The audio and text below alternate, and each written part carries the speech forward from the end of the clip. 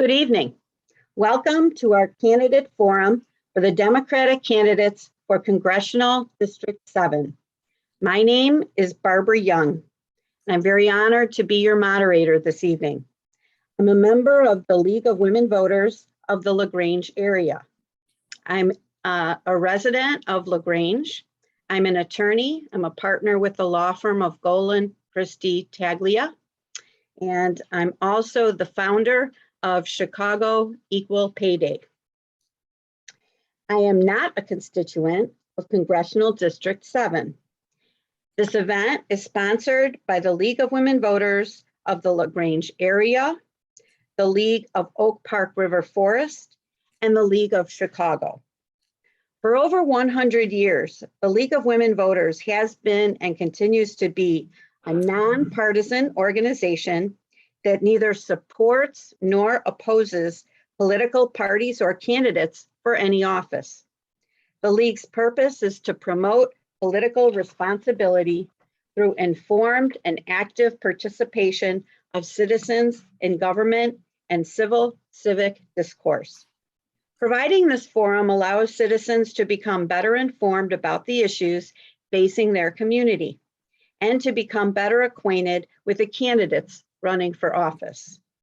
The League promotes citizen education and informed citizen participation. Membership in the League is open to any citizen over the age of 16. If anyone in the audience is interested in joining a League, you can contact your local League via their websites. Candidates are expected to accurately represent the facts. The League of Women Voters is not responsible for the accuracy of the statements made by the candidates. It's the responsibility of the public, news media, opposing candidates, etc., to fact check statements made by the candidates if deemed necessary.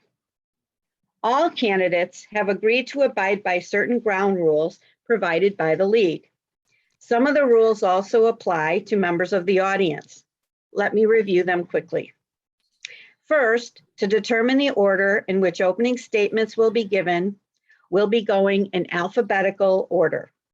The candidate who makes the first opening statement will move to the end of the line for the first question, and this rotation will continue through the questioning and closing statements. Candidates and contested races will each be allowed 1 minute for the opening statement, 1 minute to respond to questions, and 1 minute for your closing statement. Members of the League will act as timers, and I will enforce the time limits. Questions were gathered in advance for this forum by different constituents. The questions will be addressed to all 3 candidates. The League claims copyright ownership of all recordings or transcripts produced from this event and reserves the right to publicize this forum. No voice, image, or other duplication of the forum may be used by a candidate, representative, or campaign in any campaign advertising. This forum is being recorded and will be available to view at each local League social media page, as well as the League of Women Voters Illinois Voter Guide. This one-stop guide includes voter information for every community in our state, where and how to register, apply for a vote by mail ballot, find a polling place, and what candidates are on your ballot.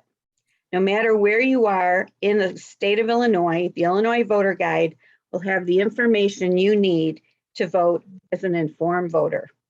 Now let's get started. Forum for Democratic candidates for Congressional District 7. And I'd like to welcome all 3 candidates, Keena Collins, Danny Davis, and Denarvis Mendenhall. Welcome all. And we'll begin with candidate Collins with your 1 minute opening statement. Thank you so much, Barb, and thank you to the League of Women Voters. My name is Keena Collins. I am a lifelong resident of the city of Chicago, born and raised in the Illinois 7 to working class union parents. When I was a child, I witnessed a murder in front of my home. I knew the shooter and I knew the victim, and it changed the entire trajectory of my life. I went on to become the executive director for the largest gun violence prevention nonprofit in the state of Illinois, and was tapped by President Biden's administration to serve on the transition team for Gun Violence Prevention Task Force. Illinois 7 is one of the most diverse districts in the nation, and yet we are one of the most unequal. And that has remained the same since I was a child. Congressman Davis has been my representative since I was 5 years old, and we cannot move forward with business as usual. We deserve to have a district that fights for affordable housing, full access to quality healthcare, and a future free of gun violence. Thank you. Thank you. Next, we'll go to candidate Davis for your opening statement. Thank you very much. And I want to thank the League of Women Voters for hosting this opportunity. My name is Danny Davis. I was born in rural Arkansas, went to a one-room school. My parents were sharecroppers. I moved to Chicago after having graduated from college. I've earned 2 additional college degrees and have been honored to have 7 or 8 honorary doctorate degrees from colleges and universities. I've also worked in the community on the west side of Chicago my entire time in Chicago. I am a former public school teacher. I have been involved in government and community activity now for more than 40 years and have dedicated my life to trying to make the world a better place in which to live. Thank you. And finally, our opening statement from candidate Mendenhall. Yes, hello, thank you. First of all, foremost, I'd like to thank the League of Women Voters for hosting this opportunity. My name is Denarvis Mendenhall. I'm born and raised on the west side of Chicago in the West Garfield area. I was educated in the schools on the west side of Chicago. Most of my community service is typically hands-on through Greater Rock Missionary Baptist Church Youth Ministries. We do on-the-ground conflict with young men, conflict resolution with young men and young women in regards to gang violence and just regular conflicts in the area. My qualifications include I have associate's degree healthcare management, associates in biology, bachelor's in political science. For my whole life, I've been a public servant. I'm somebody who's of the people and truly for the people. And the last 14 years, I've been working as an investigator and compliance officer for the Food and Drug Administration, keeping the American public safe. And thank you. Thank you. Now we're going to move into the question and answer portion. Again, I remind the candidates you have 1 minute to answer each question, and we'll be going in order. So the first question will go to candidate Davis, and it's very timely, and that is, what is your position on Roe versus Wade? I am a supporter of Roe versus Wade, have been for many years, have been engaged as long as I can remember of promoting women's right to choose, but promoting the opportunity for every person to have the opportunity to make choices and decisions, including choices for their own health care. And so I'm a big supporter of Roe versus Wade, and will do everything in my power to try and make sure that the Supreme Court does not carry out its anticipated threat to change it. Thank you. Candidate Mendenhall, same question, your position on Roe versus Wade. Yes, my position on Roe versus Wade is I do believe in a woman's right to choose and for everybody to have adequate and efficient health care. For a long time, I come from a strong line of women, my mother, my 4 sisters, and just everybody for that matter. Women in general should have a right to choose. I'm a big supporter of Roe versus Wade. And as a congressional representative, I will do everything within my means to ensure that stays in place, that, young women and women in general have their right to choose in regards to health care and birth control and whatever they need in order to carry on their lives in a healthy manner. Thank you. Thank you. Candidate Collins, same question. Yes, I want to be very clear. The GOP has made this a fight about sanctity of life but let us be clear about what's happening. Abortion rights are set to be banned before assault rifles are here in the United States of America. And to me, electeds have not done enough in order to protect women and girls and those of us who can get pregnant. It's specifically Congressman Davis, you diminished the work that I did around the Illinois Council on Women and Girls Act, which specifically talked about protecting abortion rights here in Illinois, and that has got to stop. When I become the Congresswoman here in Illinois 7, I support codifying the Women's Health Protection Act. I support getting rid of the Hyde Amendment, but I want to make it very clear to every constituent and voter in this district that when you come to my office and you need access to an abortion, not only are we going to get you the resources, but if I need to drive you there myself, we will make sure to get you there to make sure you have safe access to abortion care. Thank you. Now we're going to move into conversation around climate. And I'm going to start with candidate Mendenhall. What is your policy on water and air quality in communities? Do you feel it needs to be addressed or improved? If not, why not? Oh, yes, without a doubt. I believe the air, water, and environment can definitely be improved. We need to tap into our resources at the EPA, the Environmental Protection Agency, and see, there will be forums when I become congressman with the EPA to see how we could better improve the quality of air, water, and to stop pollution. Aside from that, I see parts of the 7th district. I'm from the west side, usually the Austin area, Inglewood, 7th district. There's a lot of trash and debris everywhere, around us and in our environment. I want to also infuse civics into the everyday education of young children so that they will know, how important it is to heal our environment, to take care of our environment, how important it is not to pollute, but first and foremost, not to litter and throw trash and to protect the environment that's around them. But to answer your question, yes, I do support a healthy and clean environment and for us to live safe, and the oxygen, things that we take for granted, the oxygen that we breathe in every day. But that will be a priority, and I will attend those meetings. Even if I'm not a part of that committee, I will be highly interested in what the EPA is doing to better our environment. And I want to remind the league that our timer for some reason didn't work on that question, but I was keeping track. Yes. So we'll move to same question to candidate Collins. What's your policy on water and air quality? Well, I support a Green New Deal, and I've made the commitment to voters in this district, number one, not to accept a dime of corporation money from fossil fuel industries and those who are invested in not creating a clean environment for folks here in the Illinois 7th Congressional District. This is in contrast to me and Congressman Davis.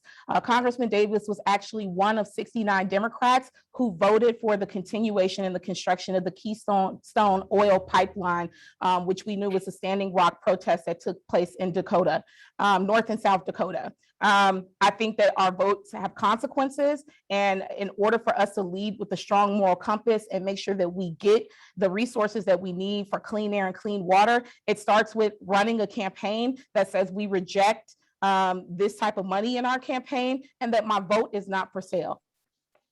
Hey, candidate Davis, same question, your policy on water and air quality. As a member of the Chicago City Council many years ago, I led the successful effort to reduce the amount of lead that could be in gasoline sold in the city of Chicago. I also led the successful effort to shut down the Northwest incinerator, is where garbage was being burned. And of course, the fumes and the smoke and everything went out into Oak Park, Maywood, Bellwood, Broadview, all of the western suburbs. I am a strong supporter of environmental protection and a strong supporter of advancing clean air and water. Okay. Next question is follow-up also on climate, and it's going to be directed to candidate Collins. How will you ensure all communities receive equitable access to clean air and water? Well, I'm very proud that we have emerged as a climate champion candidate. We've been endorsed by the Sunrise Movement nationally, which is the largest youth-led organization around environmental justice, the Illinois Youth Climate Strikers, People's Lobby, and People's Action, which fought to make sure that Illinois has clean jobs. And so not only am I going to work in partnership with these groups that have endorsed our campaign boldly, I will make sure that we're actually bringing the EPA here to the Illinois 7th Congressional District to look at the conditions that are happening in the Illinois 7th. When I say I support a Green New Deal, it's to say that, yes, we want to protect our environment and we want to make sure that the standard and quality of living is risen here in the Illinois 7, but it's also to say that those dollars need to be invested in transitioning into a green and a just economy. And those communities who could benefit most from those green jobs are Black and Brown frontline communities all across this district who have been left behind, but have been targeted and hurt the most by environmental racism. Okay, thank you. Candidate Davis, same question. How will you ensure all communities receive equitable access to clean air and water? I have a 96% scorecard and voting record from the League of Conservation Voters. And I also have endorsements from groups that are well known, not those that nobody knows what they are, but activists and have been activists for years and years and years. So I have a strong position on protecting the environment, will maintain that position, continue it, and work. And I am a supporter of the greening of America in terms of the Green Deal and verified supporter of the Green Deal. Candidate Mendenhall, same question. Yes, to make sure people have adequate, equitable access to clean air and water. First and foremost, I would like to, it won't only be federal with me, with the EPA. I would like to also interact on a local level with the state representatives and the aldermen, and to see and to meet with the representatives for the city who test the water and who test the air, and to make sure that they're going out to every community within our district and other districts as well to test the air, also to test the water for lead and impurities and things that cause hard water. And also, like I said earlier, I would like to implement programs into the schools, the elementary schools, high schools, to let children know and our students know, our youth know how important it is to have clean air and water and to get them more involved. That's what I plan to do, to use all the resources I have to ensure that, as a basic need, clean air and water is supplied to our communities. Yeah. Barb, can I respond to something that Congressman Davis said? Not right now. You'll have 1 minute for your closing. And if you want to use some of your time for another question, you can do that. Unfortunately, there's very little time for rebuttal. Okay, we're going to move to a different topic, which is criminal justice. We're going to start with candidate Davis. What do you believe is the primary function of prisons? Well, I think it should be to rehabilitate, and that's part of what I've been working on and for many years.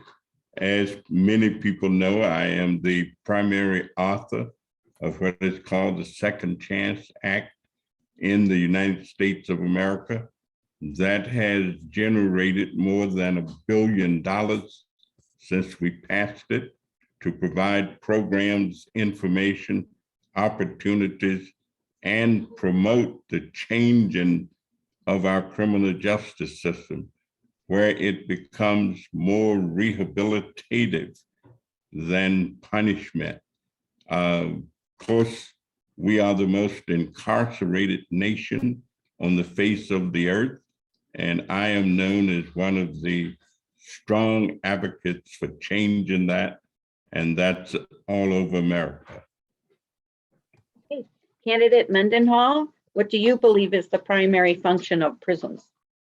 Yeah, I believe the primary function of prisons are to rehabilitate, but to rehabilitate in a proper way. While those prisoners are serving and they're, once they become model prisoners, before they leave the jail, they should be rehabilitated properly. Yeah, Mr. Davis has authored the Second Chance Act and renamed, ex-convicts, returning citizens. But why is recidivism so high, in particular in the 7 districts, in the Inglewood and in the Austin and on the West Side? Recidivism is extremely high because these young men are not given a proper rehabilitative tools before they leave these prisons. They need to know the basic skills of using a computer. How can they find a job if they don't know basic computer skills? They don't have to be computer experts, but the primary function of prisons are to rehabilitate and to counsel that prisoner and let them recognize their mistakes, and with the hopes that they'll never commit those mistakes again. Thank you. Okay, Candidate Collins, same question. Primary function of prisons is what? Yeah, I don't think that there is much daylight in a lot of the answers. It should be to rehab individuals who have committed crimes, but that's not the function of what's happening.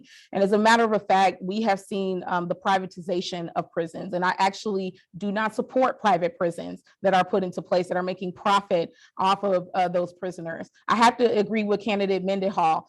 In the Austin community, right where the congressman resides, there's something called $1 million blocks, where $100 million a year is invested in incarcerating adults in the Austin community. That $100 million could go towards reopening the schools that have been shut down in Austin, which education is a direct link to crime. It could go towards, I don't know, food security, because we live in a food desert with over 96,000 people in our neighborhood that don't even have proper grocery stores. And so when we talk about a Second Chance Act, I'm trying to get elected so that we can get it right on the first chance.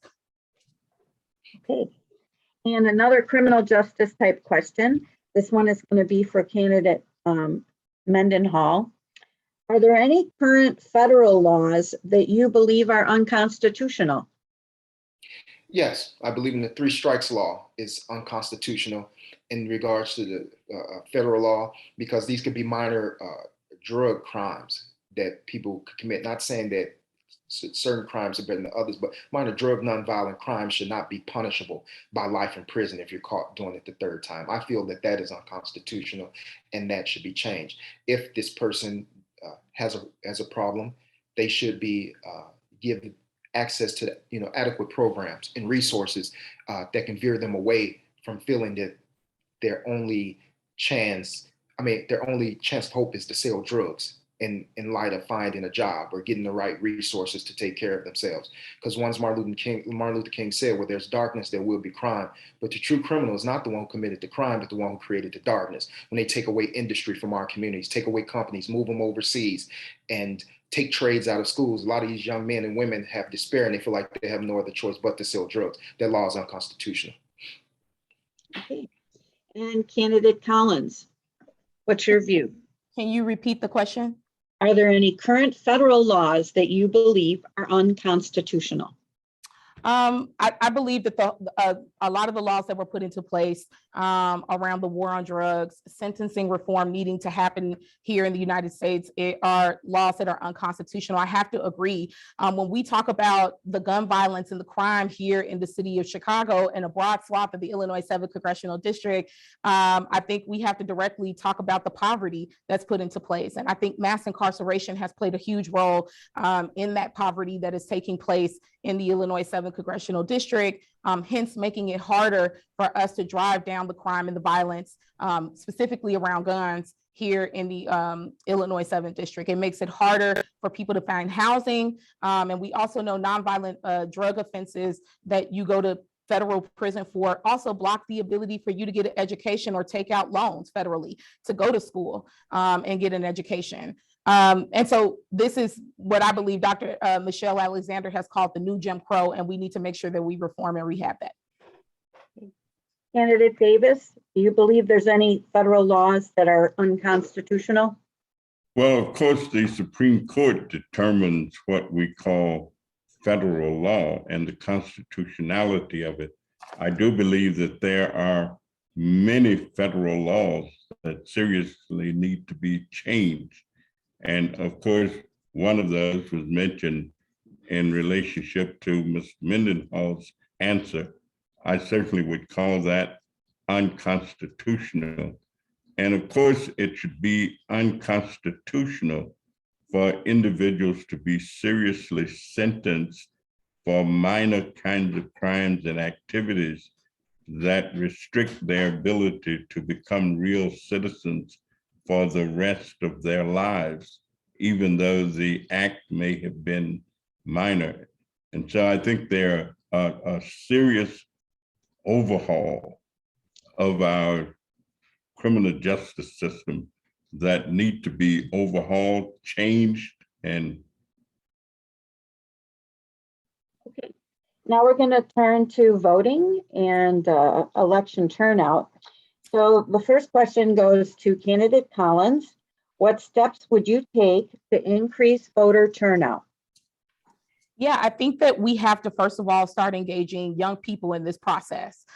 We know that millennials and Gen Zers are now one of the broadest swaths and biggest swaths of the electorate to go out and vote. And that means that we have to, push to pass the For the People Act, the John Lewis Voting Rights Advancement Act. We need to make sure that we're ending Citizens United so that big money is not influencing our election cycles. But here in the Illinois 7th, this is uniquely something that has impacted our district. In the last primary, there were entire precincts where only one person came out to vote in the primary. And so we, of course, want to make sure that we're exciting the electorate to come out and vote, but we also need to make sure that we're removing any obstacles or barriers, whether it's voter registration or getting people to polling sites on election days, and also educating the electorate about who's currently running so that they're very informed as they're going to vote.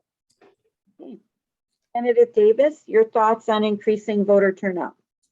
well, of course, the House of Representatives has done a great deal in the House that would increase voter turnout on the other side of the aisle, especially in many of the southern states.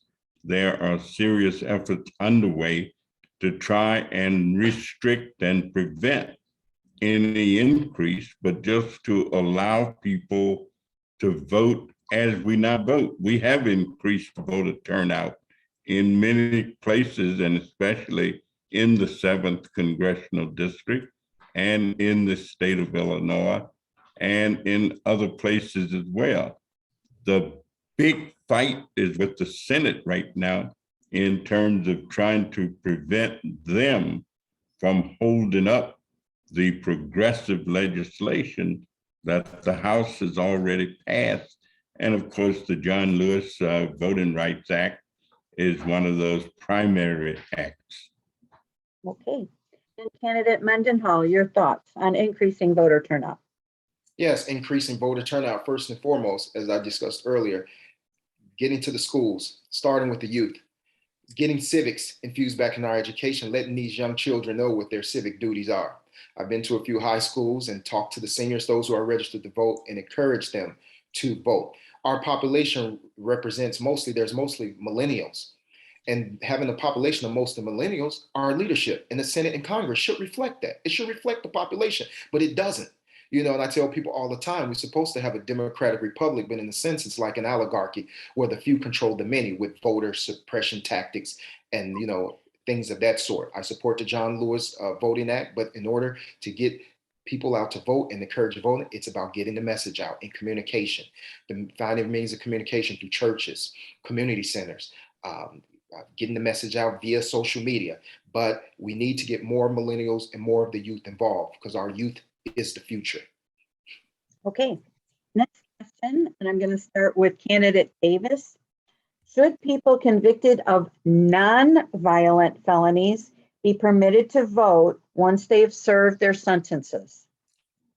Yes, indeed. As a matter of fact, there are some states where individuals are permitted to vote while incarcerated. And so the fact that a person has committed or been convicted of a crime certainly should not take away their right to think, their right to act, their right to be rehabilitated, and certainly their right to vote.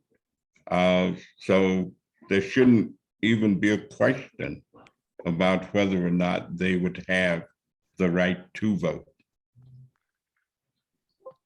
You guys, I need your help. Okay, I'm losing my battery here. So same question, this time to candidate Mendenhall. Yes, I agree with Mr. Davis. If they are, once they serve their time, no, their ability or their right to vote should not be revoked. Your freedom is revoked, and once you pay your debts to society, and once you get out and start your road back to becoming a productive citizen, yes, you should have a right to vote, to choose your representation, and to exercise your constitutional rights. Because after all, that's what prison is about: rehabilitation, uh, rehabilitation, and transitioning back into the world where you can be a productive citizen. But no, being incarcerated should not take away your right to vote once you're free, after you've paid your debt to society. Thank you. Candidate Collins, same question.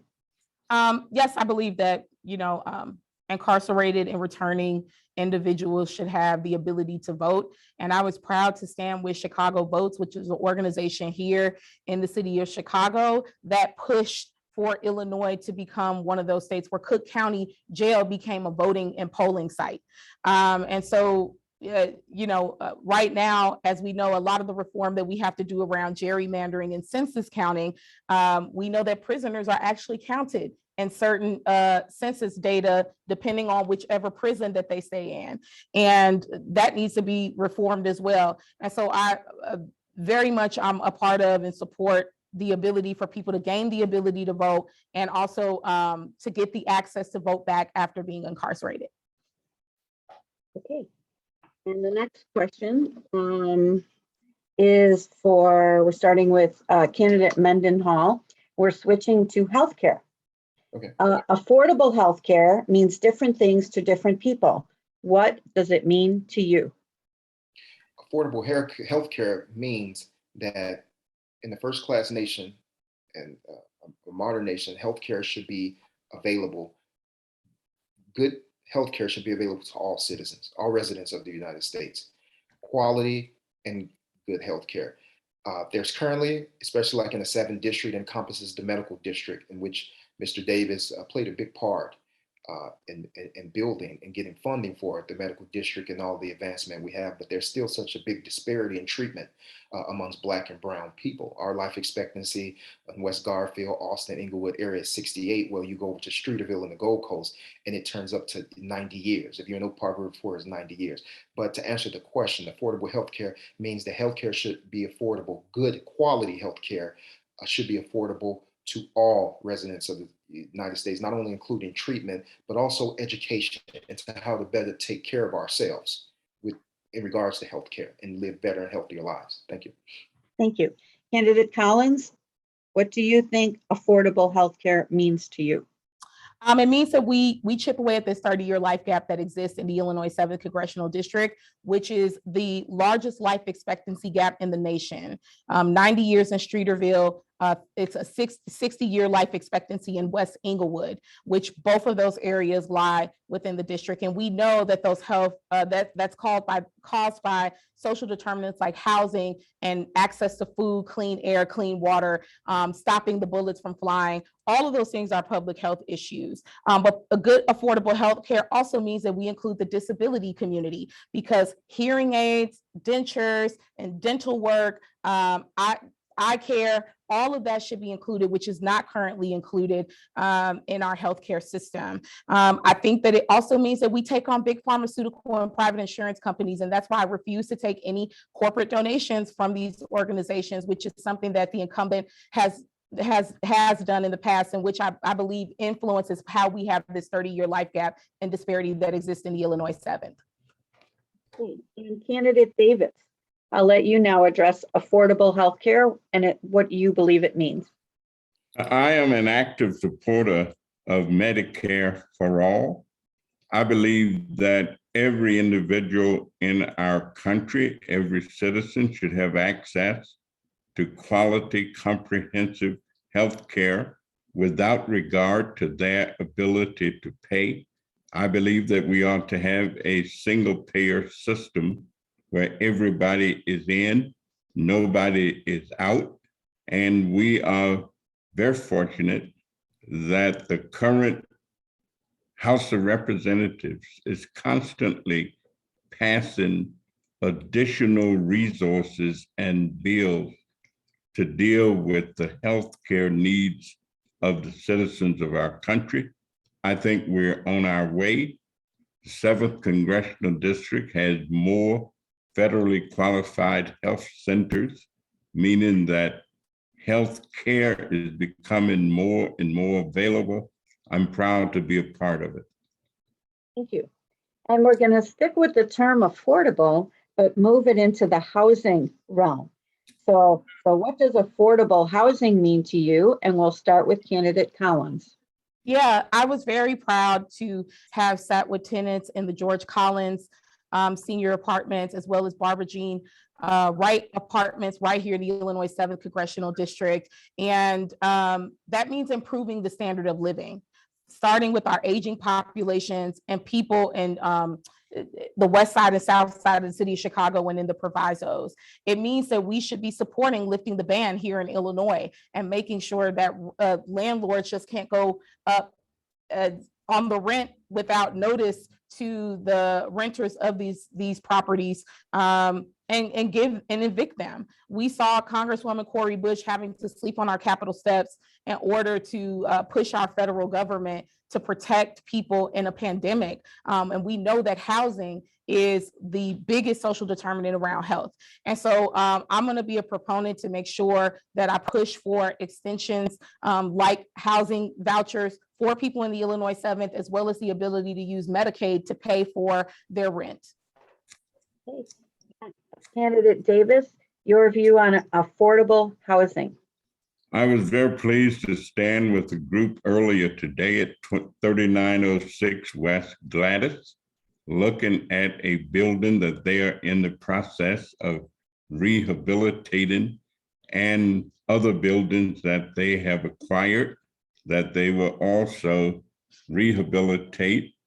Then I was pleased to meet earlier today with the regional director and her staff at the Department of Housing and Urban Development with Humboldt Park Health to talk about a project that they are developing to create 300 units of affordable housing in the Humboldt Park area.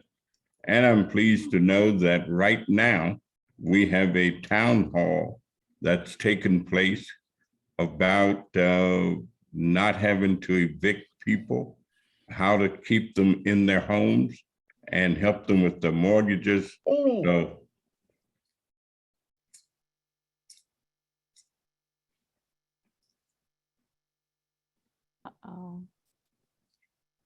I think her computer died. That's okay. I'm going to try and pick up off where she let off until she comes back. So you'll just have to give me a moment to get some questions up.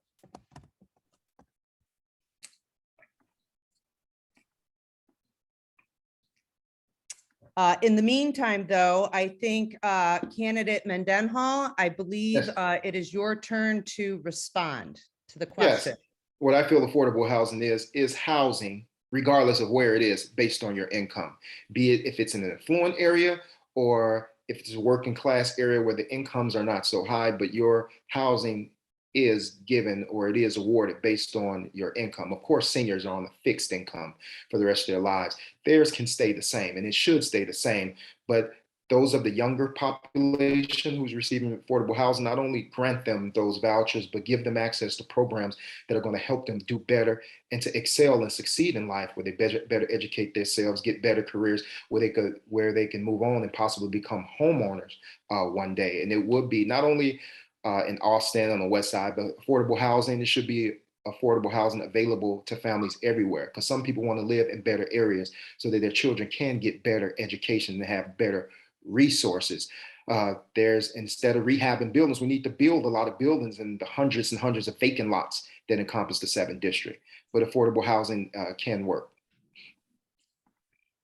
Thank you. Thank you. Okay, the next question. So candidate Collins was the first, So it's the last one. So it'll be candidate Davis answering first on this next question. How do you plan to involve young and lower income residents in the decision-making process in our state? I've been actively involved in young people in activities and decision-making since I was a public school teacher, but we have town halls, we create youth groups. I just took a group of young people to the Field Museum last week, 3 bus loads. I'm taking another group tomorrow morning at 10 o'clock. I interact with young people. I just finished speaking at 3,000 students at a high school, just gave a commission, well, not a commencement, a honors society address down at Fisk University a couple of weeks ago. And so young people are an integral part, but I also engage them on the streets. I engage them at their churches in the afternoon after services are over. Young people are indeed an integral part. And there's a bunch of young elected officials who call me their mentors. And so involving young people is an absolute in my life.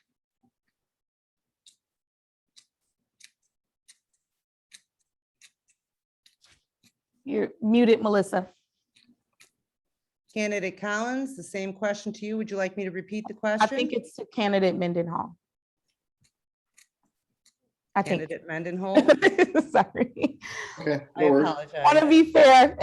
No, I apologize. I'm winging it a little bit here. Yeah, can you hear me now? Yes. We I can hear you, can. Barb. Barbara, Okay. we've asked the question. How do you plan to involve young and lower income residents in the decision-making process in our state? It is going to candidate Mendenhall, Yes. and then after him, it will go to candidate Collins, and then I will hand it back off to you. Okay. you. Good job, thank you. Melissa. I apologize. Yes. My computer lost battery life, but thank Yes. you for pitching in. Life Yeah. happens. I'm glad Yeah. we're all rolling with it. Thank you. Yeah. Thank you. Yes, is it on me now? Yeah. Yes, Oh, sir. yes. I feel that we continue to engage them through educational, social, and recreational programs, going to talk to these youth and letting them know the importance, as I stated before, of their civic duty. Getting them right in the classroom, as Frederick Douglass once said, it's much better to build strong children than to repair broken men. Some older people don't want to be involved in the decision making. You know, they feel kind of discouraged and despair, but the youth, you can empower and encourage the youth and continuously tell them how important there is. In regard to the African American community and the civil rights movement in the South, there are people who went through brutal beatings, dog sicked on, water sicked on, just for trying to exercise their civic duty. And the reason I say that is because when you go to parts of LaGrange and Oak Park River Forest, those children tend to know their civic duty. It's in their education. I want it to be more in inner city education in African American and brown communities, how important that is. That's a part also of voter suppression too, not educating children throughout their elementary and middle school and high school years on what the importance of their civic duty is, their importance to vote, decision making, which will reflect them, their lives, and their future generations and legacies to come. Okay, now same question for candidate Collins. Yeah, we are really excited here at the Keena Collins for Congress campaign that we've already engaged young people. The way that you engage young people is that you give them leadership roles. And so in our campaign, we've been endorsed by Youth Committee for Change, which is a group of first-time voters here in the Illinois 7th Congressional District. These group of young people have raised over $1,300 for our campaign. They've knocked hundreds of doors. They've made 10,000 phone calls into the district. They are registering their peers to vote. They are doing relational organizing by making sure that their parents and their cousins and grandparents are involved and informed about the campaign. Once again, we've been endorsed by the Sunrise Movement, which Congressman Davis alluded to is a group that no one's heard of. Actually, they helped create and advocate and push for the Green New Deal. And so these are a group of young people who are coming in, who are holding me accountable, and who we are giving a leadership role to. In my first 100 days in office, I want to create a healthcare and life expectancy task force to chip away at the 30-year life gap in Illinois 7th. And that's going to mean including experts, which include young people in our district. Okay, thank you. Now we're going to switch questions and we're going to go back to candidate Mendenhall. And that is, let's talk about transportation. And how do you feel about currently available transportation options? Transportation options. Transportation options in the city are pretty convenient. The Chicago Transit Authority, they could be better in regards to the cleanliness and the servicing of their transportation, because with the dissolution of a lot of mental facilities in the state, you tend to see a lot of homeless people, on public transportation, just to try to get some heat or somewhere to sleep. In the suburban areas, it could be better. It could be a little more accessible and possibly 24 hours as it is in the city. But transportation in the city, it's pretty efficient. Chicago is a big city and it has one of the better transportation programs, but as far as the proviso areas, it could run a little bit longer. Well, people should have 24-hour access. I'm going to put it like that. It's the area of a big metropolitan city, and it could be better, but for the most part, it's okay. All right, Candidate Collins, how do you feel about currently available transportation options?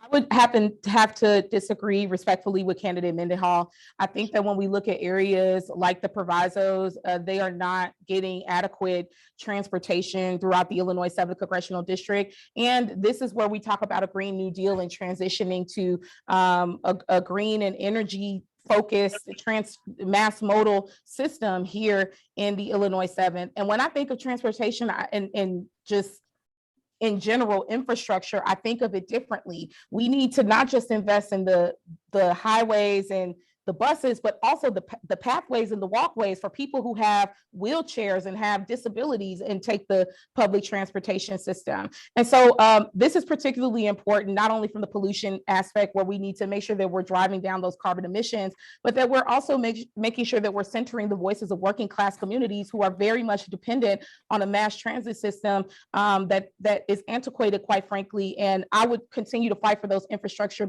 dollars here in the Illinois 7 to make sure that we have adequate transit. Okay, and Candidate Davis, same question, transportation options. Are we limited?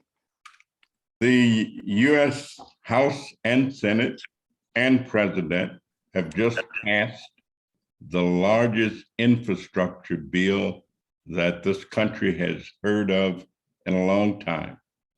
From that bill alone, Illinois is scheduled to receive $17 billion. And $17 billion will do many of the things that people talk about needing to have done. And so conversation is one thing, acting and doing is another thing. Yes, there are needs that are unmet in terms of especially public transit and public transportation, especially given the fact that many of the jobs that become available are outside of the city of Chicago. And individuals sometimes have difficulty getting to them. So there's a tremendous need, but $17 billion is going to go a long way towards meeting some of those needs. Okay, and now we're going to talk about the economy. Candidate Mendenhall, what will you do to increase job opportunities for your constituents? What I would do to increase job opportunities for my constituents, first and foremost in my district, I will pass legislation to create jobs within my district. For instance, we could use tax dollars money to clean up the trash and debris off the streets, where the youth and young adults will have jobs within their community, keeping their own community clean to make it look more attractive to investors and to businesses to come in our community and bring more jobs. But overall in the economy, as a congressman, I will make sure that my constituents, adequate funds, are available to fund jobs or to fund businesses that will hire, my constituents that are within my district. Because a lot of money that's available, it doesn't become, it doesn't reach, for some reason, it doesn't reach certain districts or certain areas or certain population, but I would do everything within my means, within my control, to make sure that there are job programs, job fairs, and resources available for my constituents to find employment. Okay, same question. Let's go to candidate Davis. How will you increase job opportunities for your constituents? We just passed the Compete Act. And of course, I'm very pleased that Speaker Pelosi has appointed me to be a conferee on the conference committee. That's where the House and the Senate get together and reconcile the differences in bills. One of the things that we need to do and must do is find a way to bring more manufacturing back into the city of Chicago and in close proximity, so that manufacturing job opportunities will be available. I also serve on the trade subcommittee, and we have to figure out ways to become more competitive and create more manufacturing in the United States of America, as opposed to purchasing from other countries. Okay, and candidate Collins, same question. How are Yeah. we going to increase jobs?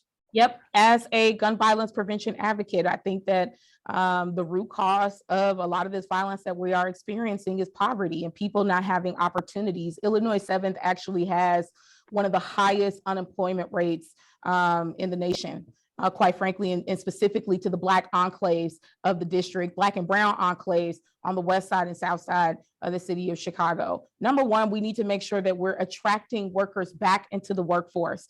Jobs are being created, but they are not being providing people with the wages, the livable wages that they need, or some of the hazard pay and benefits that they need in operating and working in a global health pandemic, one of the worst of our lifetimes. So I do agree that we need to bring back manufacturing jobs, but one way that we need to do that is that we need to make sure that we solidify community benefits agreements, that we raise the labor standards of these working conditions, that we fight for 15, which is the floor, not the ceiling, around our federal minimum wage, and that we give workers or that they're environmentally friendly jobs. Sorry. Okay, I'm going to squeeze in one more question, and then we're going to move to closing statements. So the final question, and we're going to start with candidate Davis.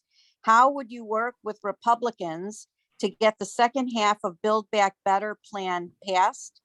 And if you want to address, what do you believe is the most important part of Build Back Better?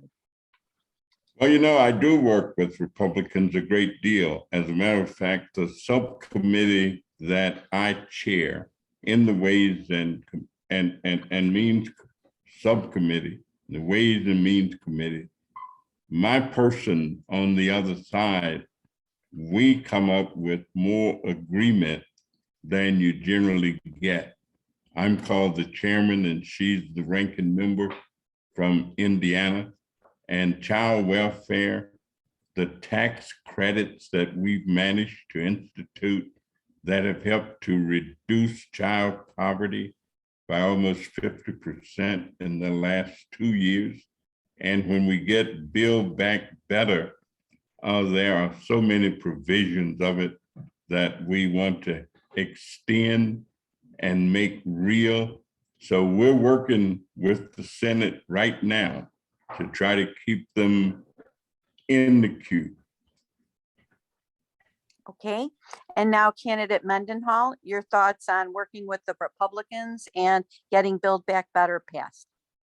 Yes, I would definitely work with Republicans, and I would also encourage my colleagues on the Republican side to vote with their constituents in mind and not try to push their own agendas. As far as our infrastructure in our country, where our grades are very low, and it can definitely be better. If you look at other countries such as Germany, 55% of the population are skilled laborers. Anything can happen where we're subjected to war, and we may need to have the infrastructure, the proper infrastructure, so that we can thrive as a nation.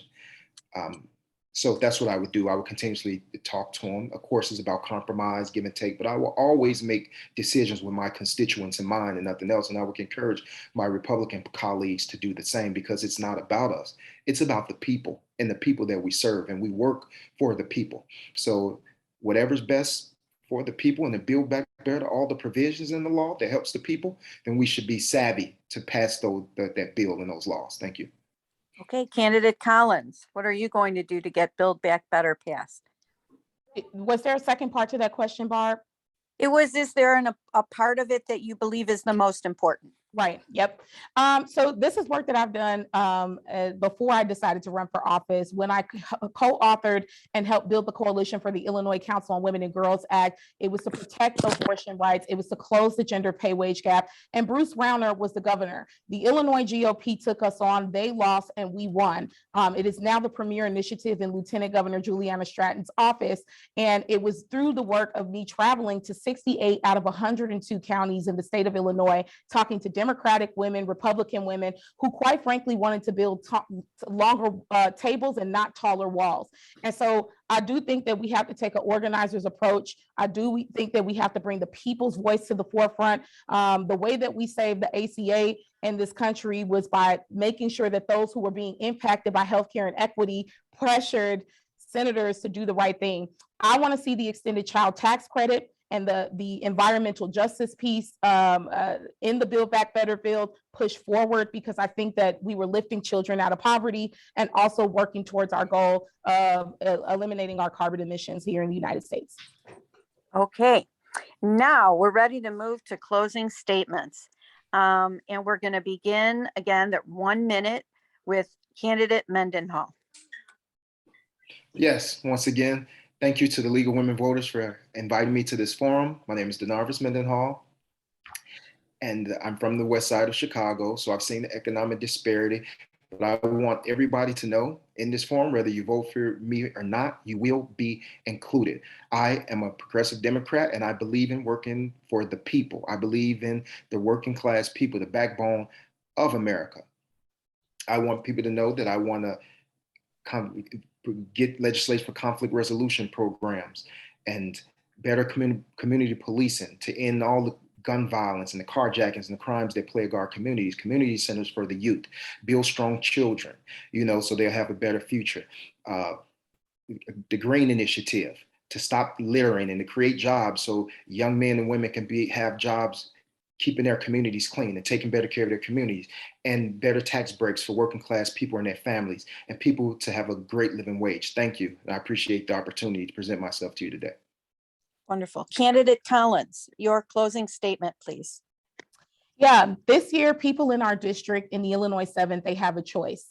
They can vote for the district as it currently stands, or they can fight for the district that we should be. And we should be a district that fights for single payer Medicare for all, that closes the economic inequity equity gaps that exist here in the Illinois 7th, that protects reproductive healthcare and abortion rights, and that fights for relief and recovery in this pandemic for working class families. I know exactly how that feels. I came from a family that took care of many children, and there were times when my parents had to live paycheck to paycheck. This pandemic has exposed to us that these urgent crises that are breaking out requires urgent leadership. And the fact is, we have not felt the presence of Congressman Davis. We deserve a fighter in Congress, and I know that I could be the candidate to do that. And whether it's fighting for gun safety or our health care, I want to be a partner with the voters in this district. Please go to KeenaCollins.com and sign up to figure out how you can join our campaign. Thank you.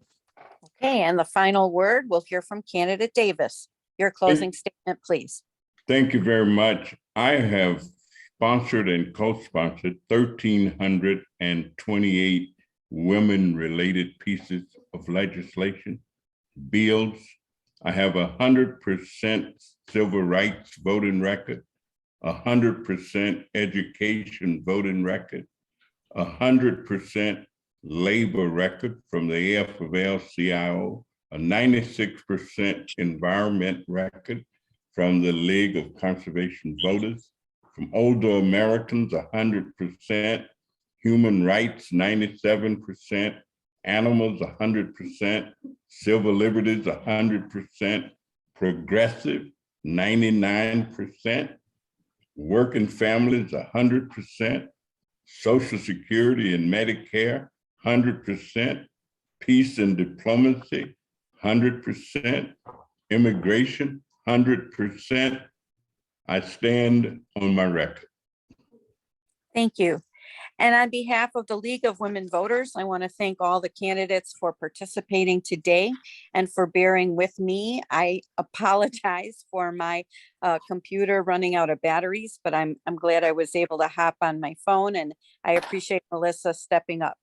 I'd also like to thank the League of LaGrange Area, Oak Park River Forest, and of Chicago for their hard work in coordinating this forum, gathering the questions, and putting it all together. The Illinois Voter Guide is available at illinoisvoterguide.org. This will appear in its entirety so that if anybody wants to watch it, or if you're watching it now but you want to see it later, you can do that. Don't forget to vote. Early voting starts June 13th. The last day to request a mail-in ballot is June 23rd and must be postmarked by June 28th. And finally, Election Day. Election Day is June 28th. Be sure to vote and have a good evening. I appreciate your participation. Thank Good you. night. Thank you. Good night. Thank you very much.